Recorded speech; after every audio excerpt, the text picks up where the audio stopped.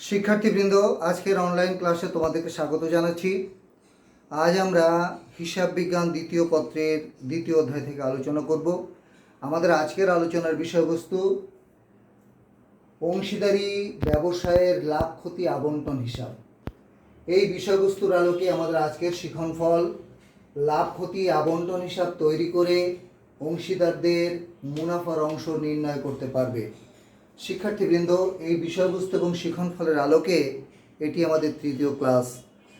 এই তৃতীয় ক্লাসে আমরা এই বিষয়বস্তুর উপরে আরও কিছু নতুন নতুন সমস্যা বা বিষয়কে তোমাদের সামনে উপস্থাপন করব এবং সেই বিষয়গুলি বা সেই সমস্যাগুলির সমাধানের মধ্য দিয়ে আমরা আমাদের আজকের শিক্ষণফলকে অর্জন করবার চেষ্টা করব।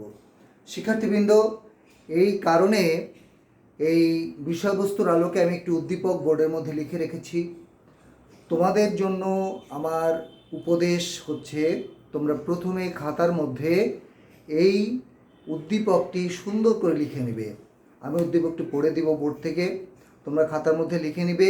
লিখে নেওয়ার পর আমি এটির সমাধান আবার বোর্ডে করে দেখাবো, তোমরা সেই সমাধানটিও খাতার মধ্যে করবে। এর মধ্য দিয়ে আমরা আজকের শিক্ষণফলকে অর্জন করবার চেষ্টা করব। শিক্ষার্থীবৃন্দ, প্রথমেই তাহলে উদ্দীপকটি পড়ে দেওয়া যাক। উদ্দীপক ব্লু, ব্ল্যাক ও রেড একটি অংশীদারি ব্যবসায়ের 3 জন অংশীদার। 2020 সালের 1 জানুয়ারি তাদের মূলধন ছিল যথাক্রমে 60,000 টাকা, 40,000 টাকা ও 20,000 টাকা। তারা মূলধন অনুপাতে লাভ লোকসান ভাগ করে নেয়। ব্লু ও রেড ব্যবসায়ে সার্বক্ষণিক কাজের জন্য মাসিক 500 টাকা করে বেতন নগদে গ্রহণ করেছে। বছরের মাঝামাঝি সময়ে ব্ল্যাক 10,000 টাকা কর্যস্বরূপ প্রদান করেছিল। একই তারিখে রেড 10,000 টাকা অতিরিক্ত মূলধন স্বরূপ এনেছিল। অংশীদারদের মূলধন ও উত্তোলনের উপর বার্ষিক 10% হারে সুদ ধরতে হবে। সম্ভাব্য লাভের আশায় প্রতি মাসের শেষ তারিখে অংশীদারগণ প্রত্যেকে নগদ 400 টাকা করে উত্তোলন করে। অংশীদারদের বেতন ও ঋণের সুদ হিসাবভুক্ত করার পর 2020 সালের 31 ডিসেম্বর সমাপ্ত বছরে কারবারের লাভের পরিমাণ দাঁড়ায় 36,500 টাকা। করণীয় লাভ ক্ষতি আবন্টন হিসাব তৈরি করে অংশীদারদের মুনাফা বন্টন দেখাও। শিক্ষার্থীবৃন্দ, আশা করি উদ্দীপকটি তোমরা বুঝতে পেরেছো। এটি খাতার মধ্যে লিখে ফেলো। এবার আমরা এটি সমাধান করব। দেখো, আমি বোর্ডে লিখে রেখেছি সমাধান। তো আমরা জানি যে লাভ ক্ষতি আবন্টন হিসাব আমরা সেই ছকের মধ্যে করব যে ছক আমরা লাভ ক্ষতি হিসাব বা লাভ লোকসান হিসাব প্রস্তুত করার সময় ব্যবহার করি। সেটি কি? এর দুইটি দিক বা পাশ থাকে, একটি ডেবিট দিক আর একটা ক্রেডিট দিক। ডেবিট দিকে 2টি টাকার ঘর বিবরণ টাকা, ক্রেডিট দিকেও 2টি টাকার ঘর বিবরণ এবং টাকা। এটি আমরা করব। ইচ্ছা করলে আমরা টাকার আরও একটি করে ঘর এখানে বেশি করতে পারি, এখানে একটি ঘর বেশি করতে পারি। আমাদের যদি সুবিধা মনে হয় আমরা সেটি করতে পারি। তো এইভাবে ছক খাতার মধ্যে এঁকে নেওয়ার পর আমরা উপরে শিরোনাম লিখব। শিরোনামে আমরা কি লিখব? আমরা যে যে অংশীদারের লাভ ক্ষতি আবন্টন হিসাব তৈরি করছি সেই অংশীদারদের নাম আমি উপরে লিখব। এখানে ব্লু, ব্ল্যাক ও রেড আমি লিখেছি ব্লু, ব্ল্যাক ও রেড। এবার যে হিসাব বছরের শেষ তারিখে আমি এই লাভ ক্ষতি আবন্টন হিসাব তৈরি করছি সেই তারিখটি আমি এখানে লিখে ফেলবো। এখানে রয়েছে 2020 সালের 31 ডিসেম্বর সমাপ্ত বছরে। তাহলে আমরা লিখলাম 2020 সালের 31 ডিসেম্বর সমাপ্ত বছরের জন্য। এরপরে আমরা লিখব লাভ ক্ষতি আবন্টন হিসাব। এভাবে আমরা শিরোনামটা লিখে নিব। আমরা ইচ্ছা করলে এই লাভ ক্ষতি আবন্টন হিসাব কথাটা দ্বিতীয় লাইনে এবং এই তারিখটাকে আমরা তৃতীয় লাইনে লিখতে পারি। এটি আমি তোমাদেরকে আগেও বলেছি। তো এই শিরোনাম লেখার পরে আমরা এইদিকে লিখব ডেবিট, এদিকে লিখব ক্রেডিট এবং তারপরে বিবরণ টাকা, বিবরণ টাকা, এটি আমরা লিখে ফেলব।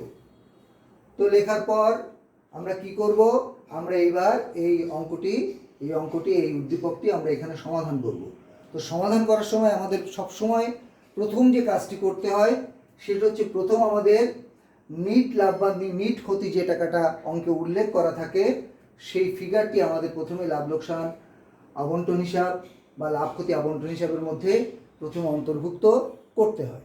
তো এখানে দেখো 2020 সালের 31 ডিসেম্বর সমাপ্ত বছরে কারবারের লাভের পরিমাণ দাঁড়ায় 36,500 টাকা। এখানে লাভ উল্লেখ করা আছে। আমরা প্রথমে লাভ লোকসান হিসাব লিখে ব্র্যাকেটে নিট লাভ স্থানান্তরিত লিখে ওই টাকাটা আমরা এখানে লিখে ফেলবো। যদি অঙ্কে ক্ষতি উল্লেখ থাকে তাহলে আমরা একই কথা লিখে এটা ডেবিট দিকে লিখব, শুধু এখানে লিখব ব্র্যাকেটের মধ্যে নিট ক্ষতি, ওইটা তখন এই পাশে বসবে। তো এখানে যেহেতু লাভ হয়েছে আমরা লাভটাকে ক্রেডিট দিকে লিখেছি, লাভ লোকসান হিসাব ব্র্যাকেটে নিট লাভ স্থানান্তরিত। এবার টাকার অঙ্কটা আমি বসাবো 36,500 টাকা, 36,500 টাকা এটাই লিখলাম।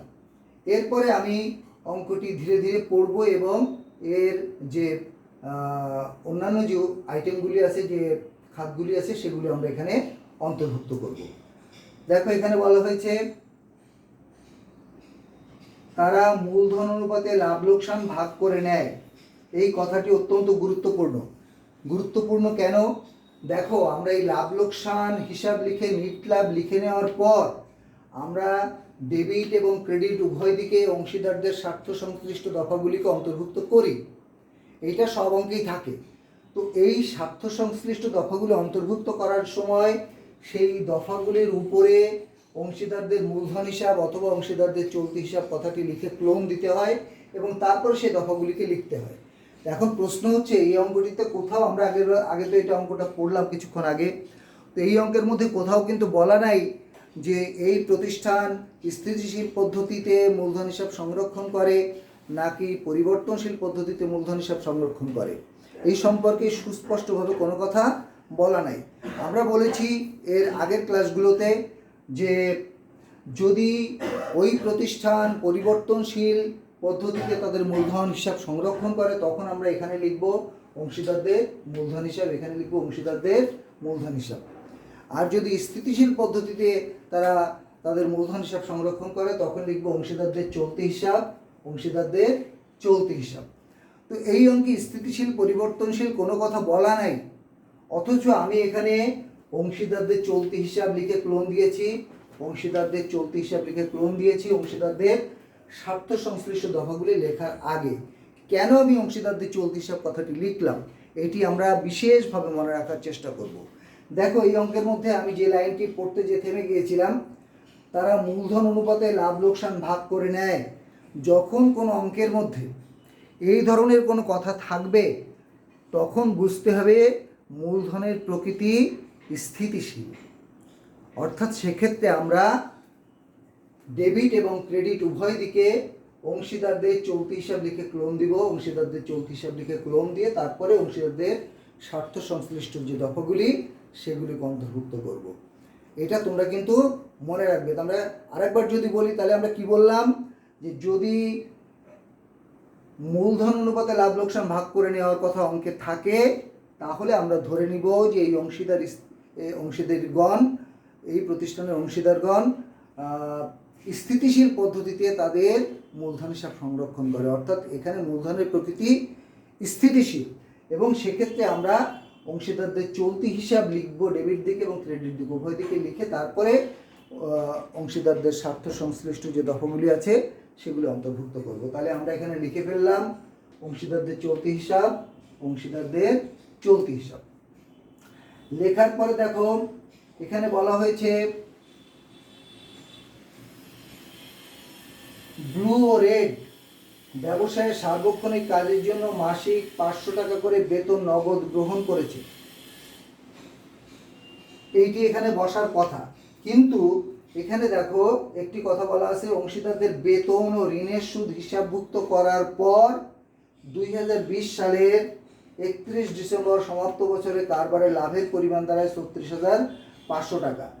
এখানে বেতন এবং ঋণের সুদ হিসাবভুক্ত করা হয়ে গেছে। বেতন এবং ঋণের সুদ হিসাবভুক্ত করার পর নিট লাভ যদি দেওয়া থাকে, তখন সেই বেতন এবং ঋণের সুদ বা অন্য কোনো দফার ক্ষেত্রে কমিশন ইত্যাদি অন্য কোনো দফার ক্ষেত্রে এটি হিসাবভুক্ত করা হয়েছে এরকম যদি কোনো ইনফরমেশন অঙ্কে দেওয়া থাকে, তখন কিন্তু সেই দফাগুলি লাভ ক্ষতি আবন্টন হিসেবে অন্তর্ভুক্ত হবে না। তাহলে এই বেতনটি কিন্তু আমরা লাভ ক্ষতি আবন্টন হিসাবে অন্তর্ভুক্ত করব না। কেন করব না? কারণ এগুলো অঙ্কে বলা আছে হিসাবভুক্ত করার পর নিট লাভ দেওয়া আছে। কোনো অংশীদারের বেতন, কমিশন বা ঋণের সুদ হিসাবভুক্ত করার পর, ডেবিট করার পর, বাদ দেবার পর নিট লাভ এত টাকা উপনীত হয়েছে, এরূপ যদি কোনো কথা বলা থাকে, তাহলে ওই অঙ্কে ওই যে দফাগুলিকে হিসাবভুক্ত করার পর, ডেবিট করার পর, বাদ দেওয়ার পর নিট লাভ দেওয়া আছে, ওই দফাগুলি লাভ ক্ষতি আবন্টন হিসাবে অন্তর্ভুক্ত হবে না।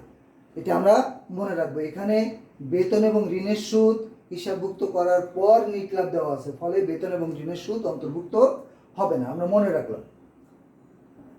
বছরের মাঝামাঝি সময়ে ব্ল্যাক 10,000 টাকা কর্যস্বরূপ প্রদান করেছিল। দেখো কর্য মানে ঋণ, কর্য এবং ঋণ একই কথা, এবং ঋণের সুদ হিসাবভুক্ত করা হয়ে গেছে, ফলে ঋণের সুদও কিন্তু আমরা এখানে হিসাবভুক্ত করব না। যদিও ঋণের উপর সুদ ধরার কথা আমাকে বলা নাই, কিন্তু আমরা জানি যে কোনো অংশীদার যদি কারবারে ঋণ হিসাবে কোনো টাকা প্রদান করে, তার উপর অবশ্যই সুদ ধরতে হবে। সুদের হার বলা না থাকলে 6% হবে। তো এই অঙ্কে যেহেতু ঋণের সুদ হিসাবভুক্ত করার পর নিট লাভ দেওয়া আছে, সেই জন্য ঋণের সুদ এখানে অন্তর্ভুক্ত হবে না। এরপরে কি আছে?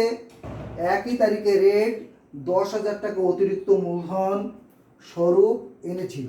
আমরা এটা মনে রাখলাম যে একই তারিখে মানে কি? বছরের মাঝামাঝি, অর্থাৎ এখানে বছরের মাঝামাঝি বলতে 1/7/2020, এটা আমরা মনে করবো, অর্থাৎ জুলাই মাসের 1 তারিখ, এটা আমরা মনে রাখবো, বছরের মাঝামাঝি।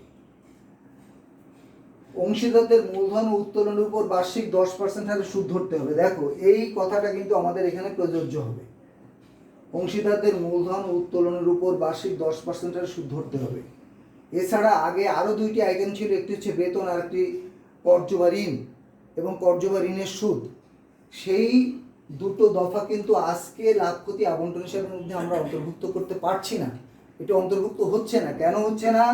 কারণ অঙ্কে বলা আছে এগুলো হিসাবভুক্ত করা হয়ে গেছে। তো যাই হোক, এইবার আমরা মূলধন এবং উত্তোলনের উপর যে সুদ সেটা ধরব। তাহলে আমি এখানে প্রথম আইটেম পেয়ে গেলাম মূলধনের সুদ। আমরা আগের ক্লাসে বলেছিলাম যে এইভাবে লেখার পরে মূল আইটেমটা ব্র্যাকেটের মধ্যে লেখা যায়, এবং বেশিরভাগ রাইটারের বইতে এইভাবে করা হয়েছে, আমরা সেভাবে আজকে লিখেছি। লিখলাম মূলধনের সুদ। এইবার লিখে অংশীদারদের নাম লিখে ফেলতে হবে, ব্লু, ব্ল্যাক, রেড। কত পার্সেন্ট হারে সুদ পাবে? 10% হারে। তাহলে ব্লুর মূলধন হচ্ছে 60,000 টাকা, এর 10% করলে কত হবে? 60,000 গুণ 10/100। তাহলে এটা করলে এখানে টাকা পরিমাণ হবে 6,000 টাকা। 6,000। ব্ল্যাকের আছে 40,000 টাকা, এখানে দেখো এই যে 40,000 টাকা। ব্লু এখানে তাদের মূলধন ছিল, এই যে মূলধন ছিল যথাক্রমে 60,000, 40,000 এবং 20,000 টাকা। 40,000 টাকা হচ্ছে ব্ল্যাকে। তাহলে 40,000 টাকার 10%, এখানে আমাদের বলা হয়েছে 10% সুদ ধরতে হবে। তাহলে 40,000 10% করলে এখানে সুদ হবে 4,000 টাকা। আমি এখানে ক্যালকুলেশনটি দেখিয়েছি। এটা তোমাদের বোঝার জন্য দেখানো, অঙ্কের মধ্যে তোমরা যখন পরীক্ষার অ্যান্সার করবে এটা দেখানো বাধ্যতামূলক নয়, ইচ্ছা করলে তুমি দেখাতে পারো, নাও দেখাতে পারো, আর দেখানোর প্রয়োজন পড়বে না। এই জন্য সাধারণত সৃজনশীল পদ্ধতিতে ক নাম্বারে তোমাদের যে 2 মার্কের অ্যান্সার করতে হয় সেখানে অধিকাংশ সময় মূলধনের সুদ, উত্তোলনের সুদ নির্ণয় করো কিংবা ঋণের সুদ নির্ণয় করো, এগুলোই ক্যালকুলেশন করতে বলে। তো সেখানে সেটা করতে হবে তোমাদের, যেহেতু ওটা আগে তোমরা এটার অ্যান্সার ইতিমধ্যে করে ফেলেছো, সেই জন্য ওইটা আর নতুন করে এখানে তোমাদের অঙ্কটি সমাধান করার সময় আর দেখানোর প্রয়োজন নেই। আমি জাস্ট তোমাদের বোঝার জন্য আমি এখানে কিন্তু করে দেখিয়েছি। এরপরে দেখো রেডের মূলধনের সুদ কত হবে। রেডের প্রারম্ভিক মূলধন ছিল 20,000 টাকা, তাহলে 20,000 টাকার 10% প্রথমে করলাম। আর এছাড়া রেড কি করেছে, 10,000 টাকা অতিরিক্ত, এই যে 10,000 টাকা অতিরিক্ত মূলধন স্বরূপ এনেছিল। কোন তারিখে, ওই একই তারিখে মানে বছরের মাঝামাঝি, অর্থাৎ 1 জুলাই। তাহলে 1 জুলাই থেকে 31 ডিসেম্বর, এটা হচ্ছে 6 মাস। 1 জুলাই থেকে 31 ডিসেম্বর হচ্ছে 6 মাস, তাহলে 6 মাসের সুদ হবে ওই 10,000 টাকার 6 মাসের সুদ। প্রথমে 10,000-এর আমি 10% করলাম, এটা অতিরিক্ত মূলধন, এই 10% করলে হচ্ছে কত, 1,000 টাকা। 1,000 টাকা এইটা হবে 1 বছরের সুদ, কিন্তু অতিরিক্ত মূলধনটা আনা হয়েছে 6 মাস আগে, বছরের মাঝামাঝি। তাহলে এখানে 6 মাসের সুদ বের করতে গেলে সেটাকে 12 দিয়ে ভাগ করে 6 দিয়ে গুণ, তাহলে এখানে হবে আর 500 টাকা। 1,000 টাকার 12 ভাগে 6 ভাগ 500 টাকা, তাহলে এখানে 2,000 আর এখানে 500, তাহলে মোট হচ্ছে 2,500 টাকা। এইবার এগুলো যোগ করে 6 হচ্ছে 10 আর 2 12,500 আমরা লিখে ফেললাম। শিক্ষার্থীবৃন্দ, মূলধন এবং উত্তোলনের সুদ আমরা কিন্তু ক্যালকুলেশন করে এখানে মূলধনের সুদ বসিয়েছি, এবার উত্তোলনের সুদটা ক্যালকুলেশন করে আমরা এখানে বসানোর পর আমাদের কিন্তু অঙ্কের মূল কাজ হয়ে যাবে। তাহলে উত্তোলনের সুদ দেখো এখানে কি বলা হয়েছে, উত্তোলন সম্পর্কে, সম্ভাব্য লাভের আশায় প্রতি মাসের শেষ তারিখে অংশীদারগণ প্রত্যেকে নগদ 400 টাকা করে উত্তোলন করে। প্রতি মাসের শেষ তারিখে 400 টাকা করে উত্তোলন করেছে। তো শেষ তারিখে উত্তোলন করলে আমরা উত্তোলন সুদ কীভাবে বের করব, প্রতি মাসের শেষ তারিখে, জানুয়ারি মাসের শেষ তারিখে, ফেব্রুয়ারি মাসের শেষ তারিখে, মার্চ মাসের শেষ তারিখে, এইভাবে তারা উত্তোলন করেছে। তাহলে উত্তোলন সুদ আমরা কি করে বের করব, যত টাকা প্রতি মাসে উত্তোলন করেছে গুণ সর্বোচ্চ মাস যোগ সর্বনিম্ন মাস ভাগ 2। এই 400 টাকা করে যে উত্তোলন করেছে, জানুয়ারি মাসের শেষ তারিখে যেটা উত্তোলন করেছে সেটার উপর সর্বোচ্চ 11 মাসের সুদ ধরা যায়। জানুয়ারি মাসের শেষ থেকে ডিসেম্বর 31 পর্যন্ত 11 মাস। আর ডিসেম্বর মাসের শেষ তারিখে যেটা উত্তোলন করেছে তার উপর কোনো সুদ ধরা যায় না। তো সর্বোচ্চ আমরা এই 400 টাকার উপর সর্বোচ্চ 11 মাসের সুদ ধরতে পারবো এবং সর্বনিম্ন 0 মাসের সুদ ধরতে পারবো। এবার দুটোর গড় করতে হবে, ভাগ 2 গুণ 10%। এইভাবে কিন্তু আমরা উত্তোলনের সুদ যদি প্রতি মাসের শেষ তারিখে উত্তোলন করা হয় তাহলে আমরা এইভাবে আমরা উত্তোলনের সুদ বের করে নিব। এই উত্তোলনের সুদ সম্পর্কে বেশ কয়েকটি নিয়ম আছে, জটিল, কখনো প্রতি মাসের প্রথমে, কখনো প্রতি মাসের মাঝামাঝি, কখনো প্রতি মাসের শেষ তারিখে, কখনো 3 মাস পর পর অংশীদারগণ 2 মাস পর পর অংশীদারগণ টাকা উত্তোলন করতে পারে। তো সেক্ষেত্রে উত্তোলনের সুদ কীভাবে নির্ণয় করা হবে সে সংক্রান্ত একটি ক্লাস, এর পাশাপাশি উত্তোলনের পাশাপাশি আমরা ঋণের সুদ ক্যালকুলেশন ইত্যাদি নিয়ে এইগুলো নিয়ে আমরা পরবর্তী ক্লাসটা করার চেষ্টা করব। সেখান থেকে এই সংক্রান্ত আমরা বিস্তারিত আলোচনা করে দিব, যার ফলে তোমাদের আর কোনো সমস্যা থাকবে না। তো যাই হোক, আজকে আমরা শিখলাম প্রতি মাসের শেষ তারিখে যদি অংশীদারগণ একই পরিমাণ টাকা উত্তোলন করে তাহলে আমরা এইভাবে উত্তোলনের সুদ বের করব। তো এটা যদি আমরা করি তাহলে কি হচ্ছে, আমরা এই 400 টাকা 10% করলে হয় 40 টাকা। 400 টাকা 10% প্রথমে যদি এইটুকু করি, 400 টাকা 10% করলে হয় 40 টাকা। এই 40 টাকাকে 11 দিয়ে গুণ করলে 440 টাকা, সেটাকে যদি 2 দিয়ে ভাগ করি 220 টাকা হয়। তাহলে উত্তোলনের সুদ হচ্ছে 220 টাকা। এটা ব্লু, ব্ল্যাক এবং রেড উভয়ের ক্ষেত্রে, সকলের ক্ষেত্রে একই হবে। তাহলে প্রত্যেকের হবে 220, 220, 220। তাহলে মোট হচ্ছে 660 টাকা। শিক্ষার্থীবৃন্দ, আমাদের আজকের অঙ্কে যে যে সমস্যাগুলি রয়েছে তার মধ্যে আমরা জানতে পেরেছি যে বেতন এবং ঋণের সুদ হিসাবভুক্ত করা হয়ে গেছে, ফলে এই দুটো বিষয়কে এখানে অন্তর্ভুক্ত আমরা করছি না। বাদ বাকি যেগুলো ছিল সেগুলো কিন্তু আমরা ইতিমধ্যে হিসাবভুক্ত করে ফেলেছি। এবার আমরা কি করব? এবার আমরা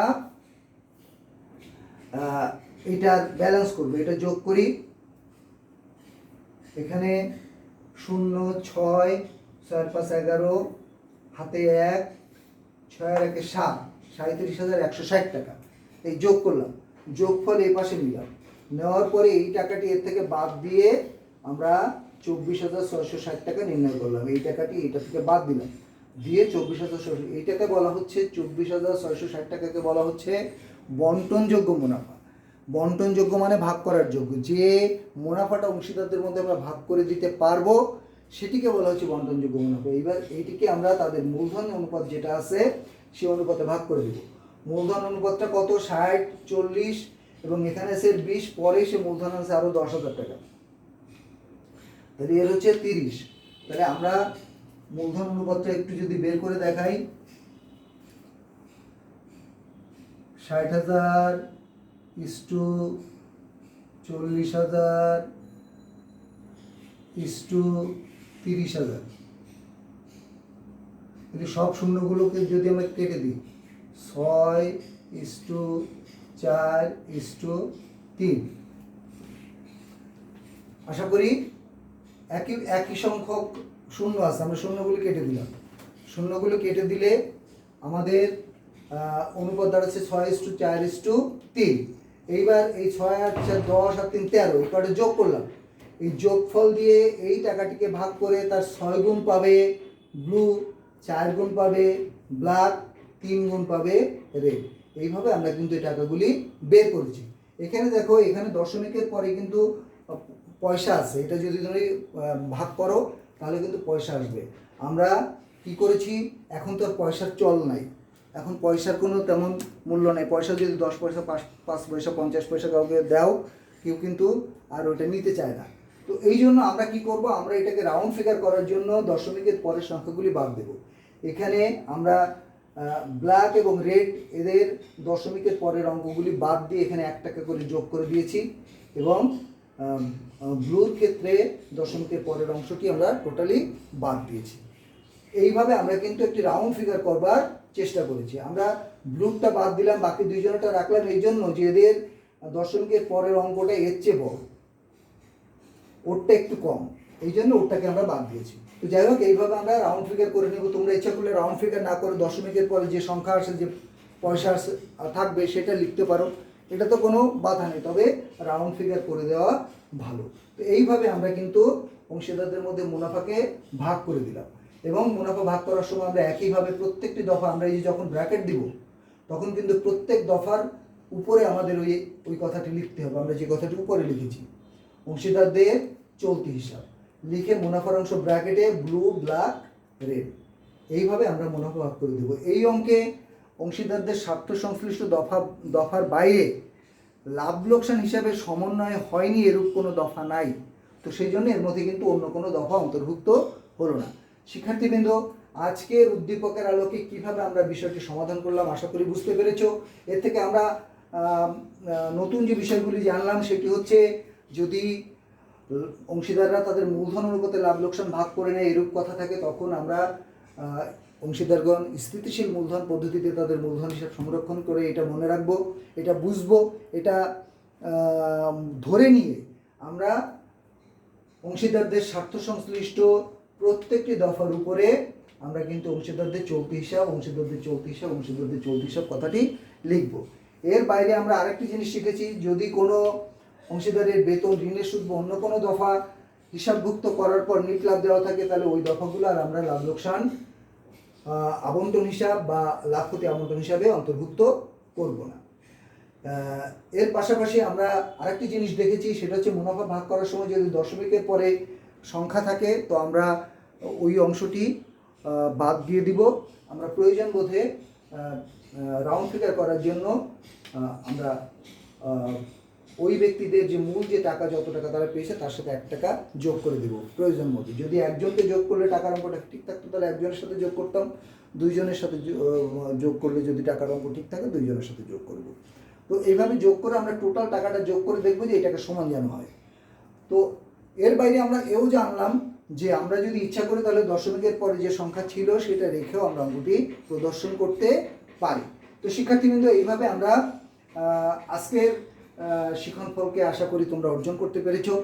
তোমাদের সাথে আগামী যে ক্লাস হবে সেখানে আমরা উত্তোলনের সুদ, বিশেষ করে উত্তোলনের সুদ, ঋণের সুদ এবং মূলধন এর সুদ এই সংক্রান্ত বা কমিশন, এইসব বিষয়গুলির যে ক্যালকুলেশন, সেই ক্যালকুলেশনগুলো তোমরা কিভাবে করবে এবং উত্তোলনের সুদ, বিশেষ করে উত্তোলনের সুদের উপরে যে বিভিন্ন জটিলতা থাকে সেই সম্পর্কে তোমাদের আমি শেখানোর চেষ্টা করব, জানানোর চেষ্টা করব। ততদিন পর্যন্ত তোমরা সবাই বাড়িতে থাকো, নিরাপদে থাকো, ভালো থাকো, এই প্রত্যাশায় আজকের মতো বিদায় নিচ্ছি। ধন্যবাদ সকলকে।